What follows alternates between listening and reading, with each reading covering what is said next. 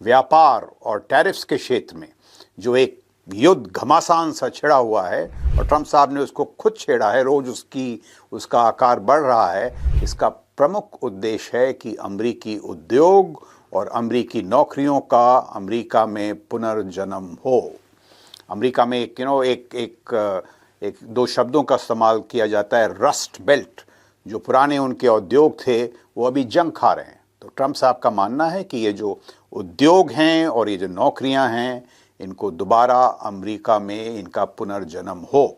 और उसके पीछे जो रणनीति है वो है टैरिफ्स की, कि साहब आप टैरिफ्स बढ़ाएंगे तो जो महानुभाव उद्योग चलाते हैं वो कहेंगे साहब टैरिफ्स इतने ज़्यादा हैं तो हम अपनी फैक्ट्री ही ले चलते हैं अमेरिका। कुछ ऐसे कदम उठाए गए हैं, जैसे आपने देखा TSMC ने एक फैक्ट्री लगाने का ऐलान किया है। कुछ साउथ कोरियन कंपनीज ने ऐलान किया है कि वो एक बार फिर अमेरिका में फैक्ट्रीज की स्थापना करेंगी।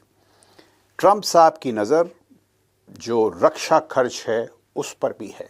The $920 billion American military enterprise, 880 bases, 80 countries, boosted by 11 aircraft carriers, which undergirds American power across the globe, the MAGA camp knows is plagued similarly by bloat and has degenerated into this opera of failing deterrence. ये जो $900 billion का रक्षा खर्च है जो उनके सैन्य तंत्र पे, उसके बावजूद जो ये सैन्य तंत्र है, इसकी जो हाल ही में जो इनकी परफॉर्मेंस रही है वो अच्छी नहीं रही है। आपने देखा अफगानिस्तान में क्या हुआ, यूरोप में जिस तरह से अमेरिकन डेटरेंस फेल हुई और पुतिन साहब ने हमला किया, हूथीज जो कर रहे हैं वेस्ट एशिया में। तो जैसे मैंने कहा, अमरीकी रक्षा तंत्र में भी गहरा परिवर्तन, फेरबदल, रूपांतरण किया जा रहा है। ये जो $920 बिलियन का मिलिट्री एंटरप्राइज है, स्ट्रेटेजिक मिलिट्री एंटरप्राइज, इसमें भी परिवर्तन, फेरबदल और रूपांतरण किया जा रहा है। योजना बनाई गई है जिसका उद्देश्य ये है कि अमरीकी सैन्य तंत्र में पैनापन लाया जाए, उसे पुनः प्रबल बनाया जाए, जैसे कहते हैं लिथैलिटी, मिशन रेडीनेस। ये सब प्रयास भी जारी हैं।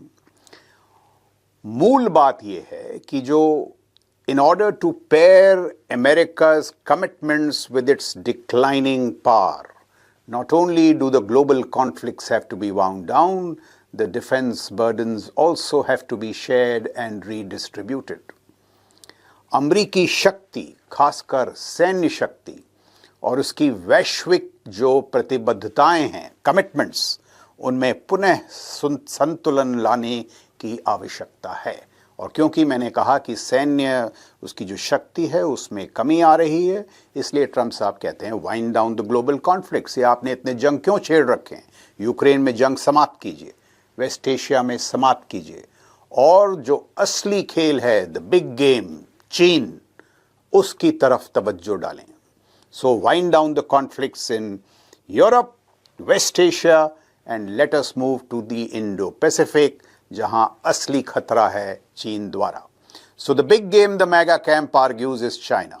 In order to deal with it in a laser-focused manner, they need to wind down other distractions in Europe and West Asia, return lethality, mission readiness, and meritocracy to the American military, and bring the moribund American military-industrial complex back to life.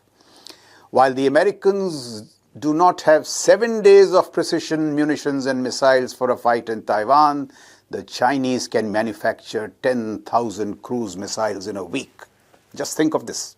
Americans don't have 7 days of precision munitions, and the Chinese can manufacture 10,000 cruise missiles in a week. Interestingly, in 2004, Chinese manufacturing capacities value added were half of those of the Americans. By 2022, the tables had turned.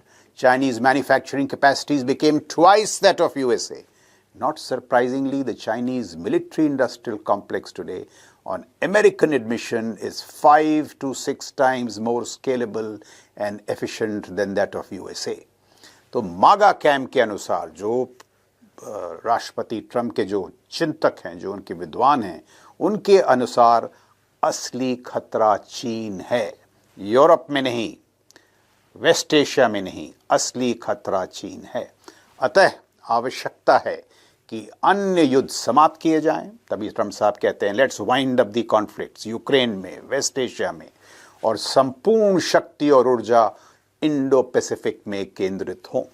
Trump साहब ने एक खत भी लिखा है जो Iran के supreme leader हैं उनके नाम, कि आप अपना न्यूक्लियर प्रोग्राम रोल बैक करें और हम आपको जो वैश्विक प्रणाली है उसमें आपका हम प्रवेश लाएंगे, आपकी तरक्की होगी। तो ईरान के साथ भी वो प्रयास कर रहे हैं कि किसी तरह का समझौता हो जाए ताकि उनको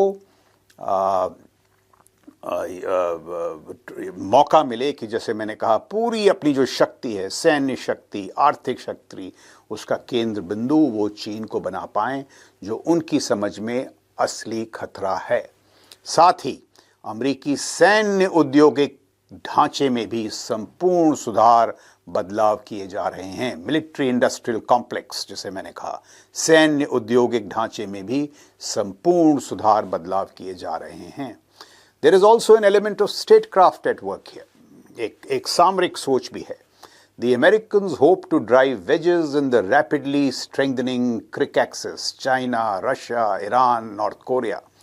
चाइना, रशिया, ईरान और नॉर्थ कोरिया में जो बढ़ता तालमेल था, जो आपने देखा यूक्रेन में, रशिया को ड्रोन्स ईरान से मिले, शहजाद drones, artillery ammunition North Korea से मिला, चीन से चिप्स मिली। तो ये जो बढ़ता तालमेल था BRIC एक्सिस का, इसमें भी कोशिश की जा रही है कि इसमें फूट हो। किस प्रकार से? सो befriend Russia and try and draw it out of the Chinese orbit. Nixon in reverse, as they say.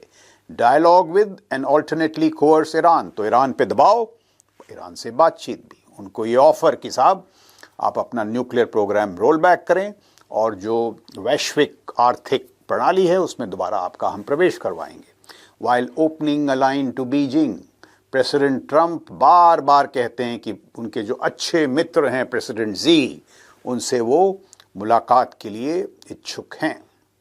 जहां तक यूरोप का सवाल है, to the Europeans the message is simple, that your days of leisurely comfort rooted in the grand but lazy strategy of sourcing energy from Russia, exporting manufacturing to China, while being ensconced safely in an American security blanket are over. Please create autonomous capacities in defense. Europe को उनका संदेश स्पष्ट है। वो कहते हैं कि आप विश्व के सबसे अमीर तबकों में से एक हैं। आपकी अर्थव्यवस्था, यूरोप की अर्थव्यवस्था का आकार 21 ट्रिलियन डॉलर है और रक्षा खर्च का जो भार है, कृपा करके आप खुद उठाएं। उनकी ये ट्रंप का साफ संदेश है कि आप सबसे अमीर तबके हैं, रक्षा खर्च का जो भार है आप खुद उठाएं। अब आपको अमेरिका से रक्षा खर्च के लिए पैसे या सामग्री या सामान नहीं मिलेगा। Consequently, we have seen the announcement by EU's President Ursula von der Leyen of an $850 billion Euro plan for Europe's defense readiness by 2030. British Prime Minister Keir Starmer has pledged to commit British aircraft and air defense to Ukraine. The offer from President Macron to extend the French nuclear deterrent to Europe is also significant. Germany is making big moves on rearmament. Chancellor-to-be Friedrich Merz has announced plans that he will bring about constitutional amendments to debt so that with the resources made available through debt, Germany's rearmament can be financed. This is big news. All these steps seem to suggest that Trump's shock therapy has in fact delivered what decade-long persuasions from President Nixon all the way to Obama could not. आप देखिए, president Nixon साहब के ज़माने से 1960 से president Obama तक हर अमेरिकी राष्ट्रपति ने कोशिश की कि भाई वो यूरोप का रक्षा खर्च बढ़े, लेकिन सब विफल हुए। ट्रंप साहब आए, उन्होंने ये चेतावनी दी, शॉक थेरेपी दी, और देखिए यूरोप सब अब रक्षा खर्च बढ़ा रहा है। इसलिए मैं कह रहा हूँ, जो मैंने शुरुआत की थी कि जो ट्रंप साहब की ये जो नीति है, अभी के लिए तो ऐसा लग रहा है कि राष्ट्र जो बाकी देश हैं यूरोप वगैरह में, वो उनके बरखिलाफ ट्रंप साहब की जो नीति है वो कामयाब हो रही है।